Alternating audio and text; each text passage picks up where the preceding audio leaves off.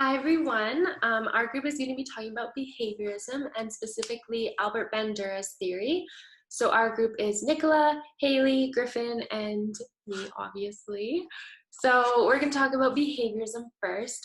So behavioral psychology is a theory where behaviors are learned through interaction with the environment through a process called conditioning. Essentially, behavior is a response to environmental stimuli, and it can mean a change or a demonstrated behavior. So there are 4 different learning processes for behaviorism. There's contiguity learning, classical conditioning, observational learning, and operant conditioning. And we will specifically be discussing Albert Bandura's theory on behaviorism. So, Albert Bandura is the behavioral theorist which our group decided to study.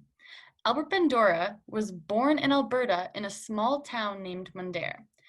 Bandura came from Ukrainian descent. He also attended the Stanford University. Bandura believed that learning can occur through observing, imitating someone else's behavior. In 1961, he studied one of the most important phenomena in psychology, which is how he connected the factors of personal, behavioral, and external environmental factors, and helped develop the social learning theory, which is behavioralism. The Bobo beatdown. How we act is how we show. Some things you don't do is also from what we know. Kids mimic adults.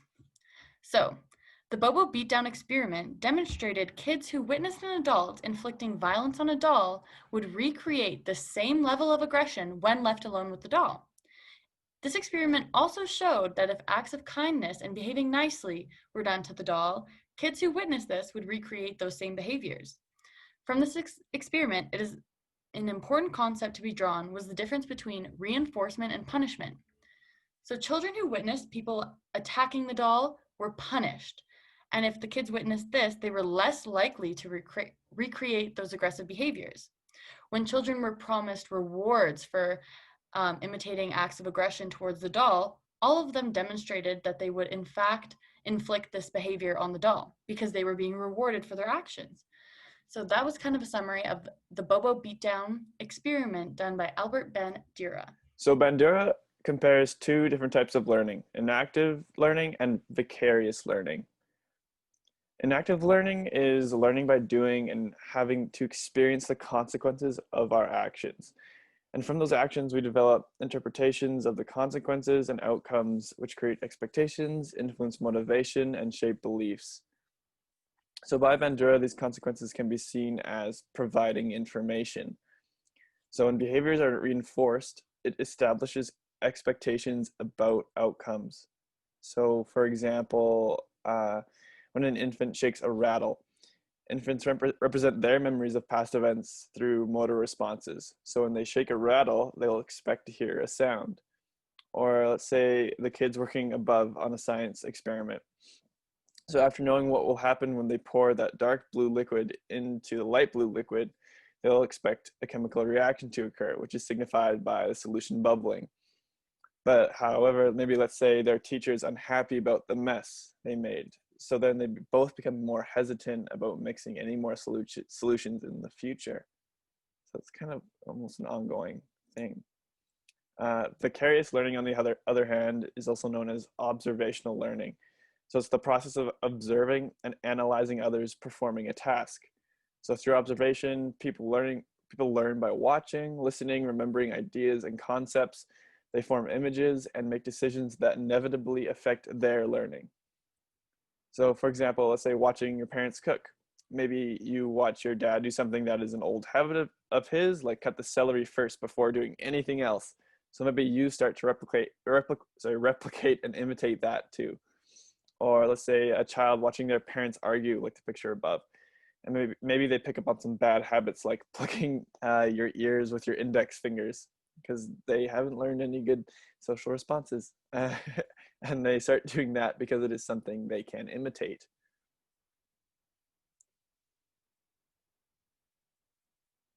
So a quote I'd like to share from Bender is, "The content of most textbooks is perishable, but the tools of self-directedness serve one well over time." Okay, so talking about learning and performance, Bandura looks at the difference between acquisition of knowledge, so learning, and observable performance based on that knowledge, so behavior. And like in the Bobo doll experiment, some children were observing the model behavior of the punching and kicking of the doll. And when the kids were promised rewards for imitating that behavior, almost all of them demonstrated it. So incentives can affect performance. And therefore, even though learning may have occurred, it may not be demonstrated until the situation is appropriate or incentives are present.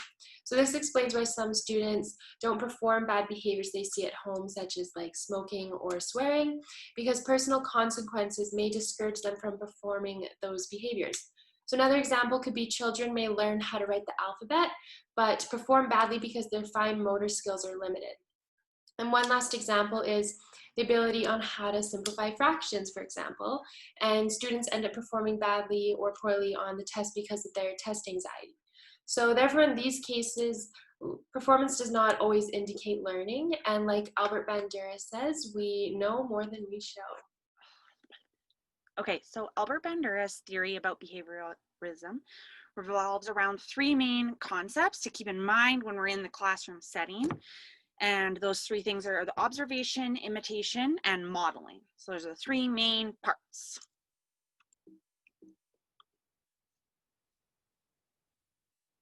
Behavioral approaches, some lessons for teachers. It's important to remember that students have different anxieties and fears, and learning histories might have included being reinforced for persistence. An example would be working in a group may be a reinforcer for some students or punishment for others. It's just the idea of students having different thoughts that might be a reward or a punishment.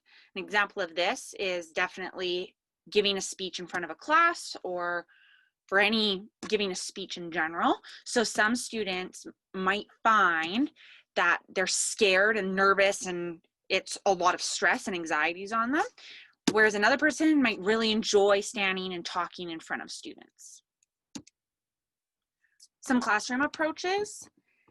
Some things apply to everyone. No one eagerly repeats behavior that has been punished or ignored without some sense of progress.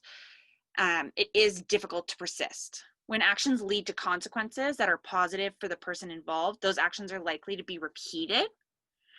Teachers often fail to use reinforcement to recognize appropriate behavior. They respond instead to inappropriate behaviors, sometimes providing reinforcing attention in the process.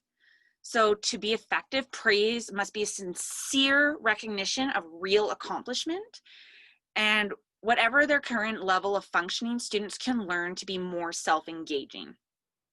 So specifically in the classroom setting, it's always important to be a good role model. Kids are always watching and always looking up and looking for what kind of behaviors to apply. Giving students opportunities to be responsible and be a role model. So reading buddies is a great way to do that. Group work tries to keep students accountable and being responsible. Being positive in the classroom rather than negative. Especially with that punishment, some students are going to act up and continue to act up to really get the attention. And one really good thing that all teachers could do is teachers give students assignment due dates, but teachers should also give grading due dates afterwards. So you have to hand this in by this date, but I will also give you your feedback by this date. So those are some great ideas.